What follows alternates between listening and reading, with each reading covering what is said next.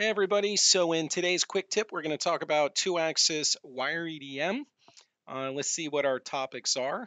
We're going to take a look at two-axis open shapes, how to use start point locations for the start and end of a cut. We're also looking at tabs, how to use an operation for tabs or a glue stop, leaving material behind. And then the third topic we're going to talk about is how to use stop points to post an M00 or an M01 along your profiles to work in a similar fashion to a glue stop. So those are our topics. Again, I'll also review some of our CAD features. This is the same file that we used in today's training event. So if you missed it, the recording of that training event is online on YouTube right now. All right, again, to begin with, this file is a sample file from our help system, so you can search BobCAD help files, and you will find these files online, and you can download them.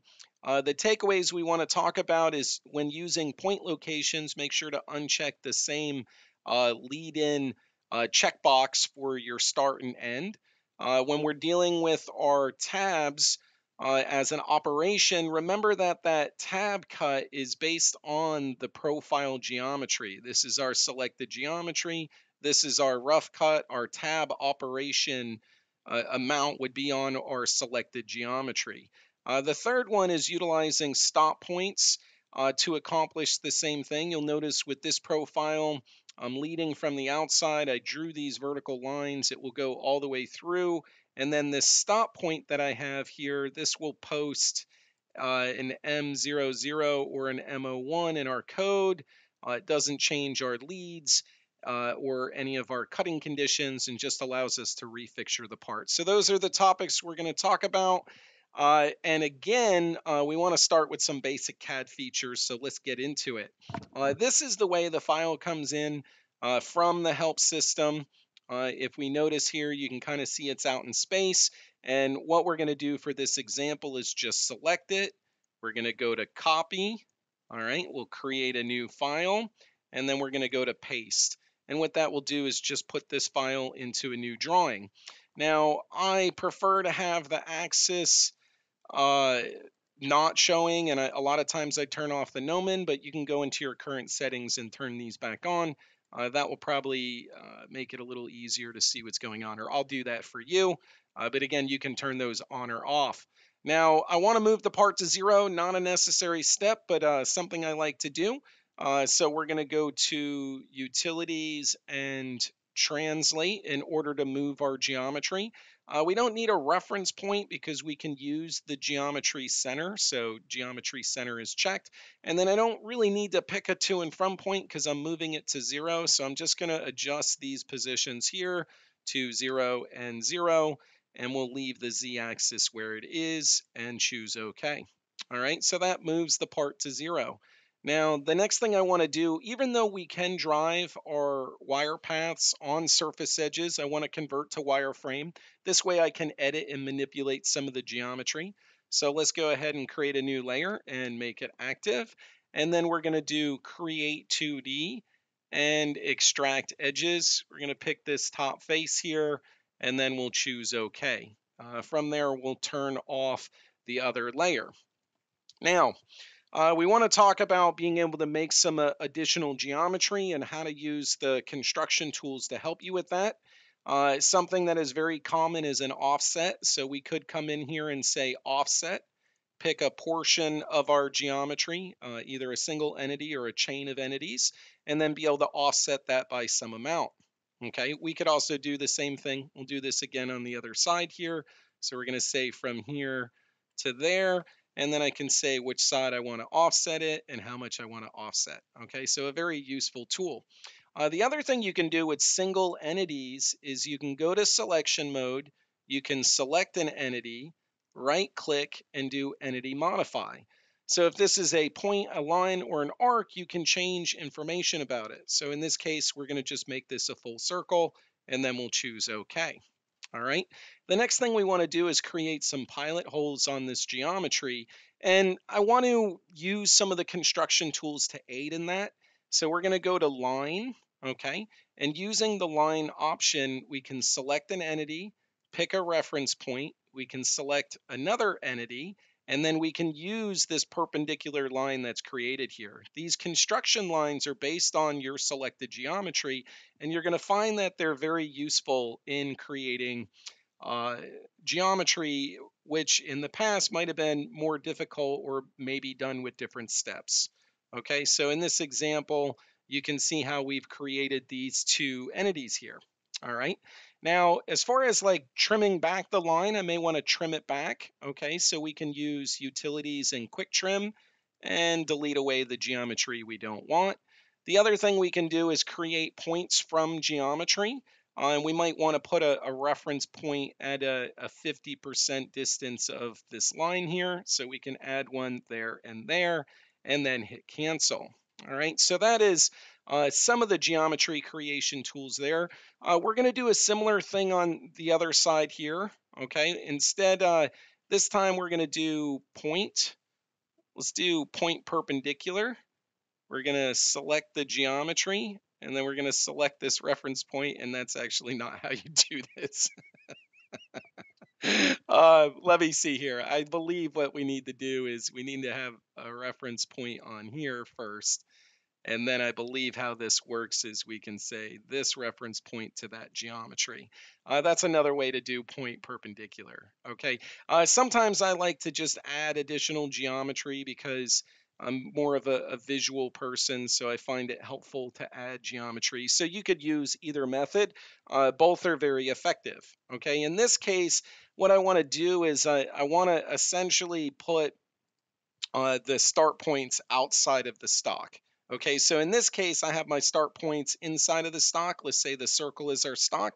In this example, I want to put my start points outside of the stock. So again, I'm using a similar workflow here in order to accomplish this. And I really do like the construction geometry. Once you understand the way that it works, again, it can be very helpful in aiding in your geometry construction. Okay. In this case, I have my two perpendicular lines. What I'm going to do is an offset. So we can offset this one by some amount. And the values are arbitrary at this point. But again, I'm trying to accomplish some CAD tools here that are useful. So again, we drew a line perpendicular. We did an offset, even though it was a single curve. Now I'm going to do points from geometry. Okay, and this time I want the intersection. Okay, so I could say this one, and this one, and that will give me the points at those intersections. Now, with BobCAD, sometimes you create supporting geometry or construction geometry. A lot of times I'll create it, use it for its intention, and then just delete it away. And that's just a matter of selection in order to delete away. And those are some of the CAD tools that I wanted to review. But the other thing that I need to do is I have to break this geometry. So not only did we create perpendicular lines and reference points from geometry, if I want to select just a section of it, I don't want to go all the way around. Selecting a section, if the endpoints already exist, we could utilize these where it would start here and end there, right? But I want it to start from this middle. I want it to start from this point and cut to the middle point of this arc here. So I need to break the arc or break the entity. We can do that under utilities and break many. This is one of the ways to do it. But we can also use something like break screen. So I could pick this reference point and be able to break that entity at a screen position. We could do a break many where we select the entity and a reference location, and that is another way to break. Okay, we could use a divide. We could just divide this one in half, and that would accomplish the same thing. And you could do, if we were on an angle here, if we knew what this sweep was, we could tell it what angle to break it at. So what would that be like? 180 plus 45, something like that, 225. Nope, 180 plus 15. No, well, let's see. So this is 90, that's 45. It's maybe 20 degrees. I could sit here and figure it out. And, if you know the angle, you can break it. I'm just struggling with coming up with the right numbers right now. Okay, so again, that's why a lot of times I'll use reference geometry because I find that easy. You could just break to a point. You could break and divide or with a known position. But again, I'm going to use this break screen. Okay, so we're going to say this entity at that reference, and that's another way to do it. Okay, so now we've broken our geometry. What I'm going to do is get rid of some of these points here. Again, this is a chain and this is a chain. Now, one of the new tools we have in the software is a selection manager. So one of the things you can do is select the geometry you want to work with. You can say save. I'm going to rename this. I'll call it P1 for profile 1. Okay, now what I'm going to do is go to a selection mode again. We'll go from here to here. All right, again, we're going to save this selection. We'll rename it. We'll call this P2. All right, so those are our two profiles. All right, so that's the geometry prep, move to position, breaking geometry, line perpendicular, and some of the other offset commands that are very commonly used. Now, let's get into the CAM tree. You can start a job from scratch, and this has been the way that the software has worked for a long time. But you also have the ability to save templates.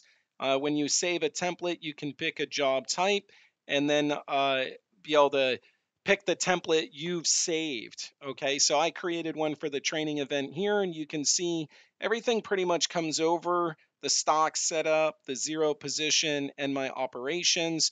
The only difference is these operations aren't associated with any geometry, right? So if I wanted to come in here and update my stock, I can rerun the stock wizard. And in this case, I'm going to select wireframe. Wireframe will allow you to define irregular shapes. In this case, I'm using a circle, but that's fine. Wireframe profiles will allow you to define irregular stock shapes. Okay. All right. So we have our stock updated now. This is our 2-axis profile. So what we want to do is select our geometry, which we can go through and chain select it like this.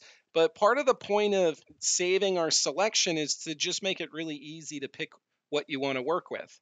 All right, now, again, because it's an open profile, we do want to pay attention to the direction of the chain, because the direction of the chain will determine what direction it's going to cut in. If we want to reverse our direction, we can right click on our geometry and choose reverse direction. And again, this would dictate what direction it's going to cut in, aka where it's going to start and where it's going to end. So I want it to start down here and I want it to go up to there.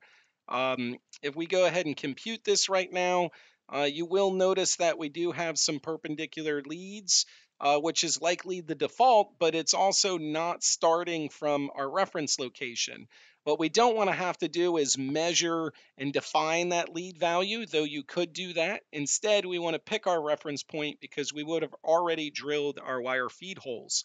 Okay, so how do we pick those reference points? We're going to edit the feature. We're going to go to the leads page. All right, and this is the option that I was talking about. When you're setting the lead in and lead out, even though it says pick points, it means points for the lead in position and points for the lead out. This way, if you have multiple shapes, you can define multiple lead in positions. In our example, we only have a single profile, so we just want to make sure that this is unchecked, and then we'll go through and pick our reference position. So we're going to grab the first one here because that's the only one we're concerned with on the lead in. And then on the lead out, we're going to do a similar thing. We're going to pick our point, all right, and we're going to pick this reference location and then say OK. So we've defined our start position, we've defined our end position. Now when we compute this, you can see how it starts right at the start position and it goes all the way to the end position. All right. The next thing that we want to talk about again is using a tab cut. Okay, this is an internal shape, so there will be no drop. But on the outside cut, where we start from the outside and work its way in, there will be drops. So we'll use a tab or a glue stop to keep the part connected to the stock. All right, so our geometry selection would be the same. We can go over to our pre-selected profile.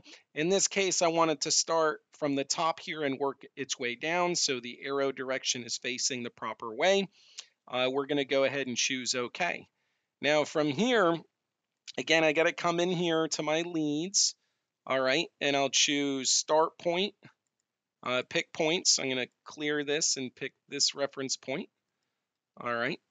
End points, again, we want to make sure that this is not checked, and we're going to pick this reference point. I'll pick this one over here, okay. And then from there, we're going to just compute, all right. So what we're going to see on the rough cut is that it will start from our reference point from outside of the part, and then it's working its way across, but then it stops short of the end of the chain. Okay, the distance short of the end of the chain is the glue gap. Okay, that value is set on the feature tab. Okay, I'm using glue stop without leads in this value. If I make this number bigger, for instance, and I recompute, okay, what we're going to see is that our rough cut is now moving further back, okay, because that value for the tab is set in this dialog here. All right, so we'll move that back to 100,000 and recompute. Now, the second thing is I have a tab cut operation. Okay, so this is designed specifically to just cut the tab.